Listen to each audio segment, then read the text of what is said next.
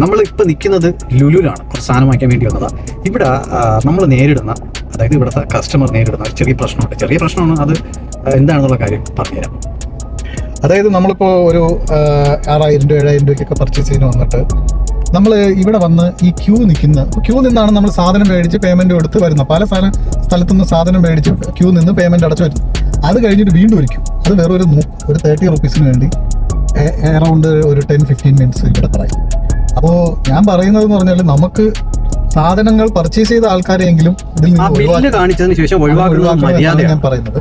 ഈ സാധാരണ ആൾക്കാർ വന്ന് വെറുതെ കുറേ നേരം പാർക്ക് ചെയ്തിട്ടിരിക്കുന്നവർക്ക് അവരുടെ അടുത്ത് ഫീസ് വാങ്ങിയാൽ കുഴപ്പമില്ല. പക്ഷേ ഈ പർച്ചേസ് ചെയ്ത് പോകുന്ന ആൾക്കാർ ഒന്നാമത് അവിടെ നിന്ന് ഒരുപാട് സമയം ടൈം സ്പെൻഡ് ചെയ്തിട്ടാണ് ഇങ്ങോട്ട് വരുന്നത്. അപ്പോൾ ഒരു 30 റുപ്പീസിന് വേണ്ടി ഇത്രയും വെറും 30 രൂപയ്ക്ക് വേണ്ടിയിട്ട് എത്ര നേരം കൊണ്ട് ഈ ക്യൂവിൽ കിടക്കുന്നറിയാം. ഒക്കെ ഒരുപാട് ആവശ്യങ്ങളുള്ള തിരക്കുള്ളതാണ്. അവിടെ ഈ പൈസയ്ക്ക് വേണ്ടിയിട്ട് ഇത്രയും വണ്ടികളൊക്കെ പിടിച്ചിടുന്നത്.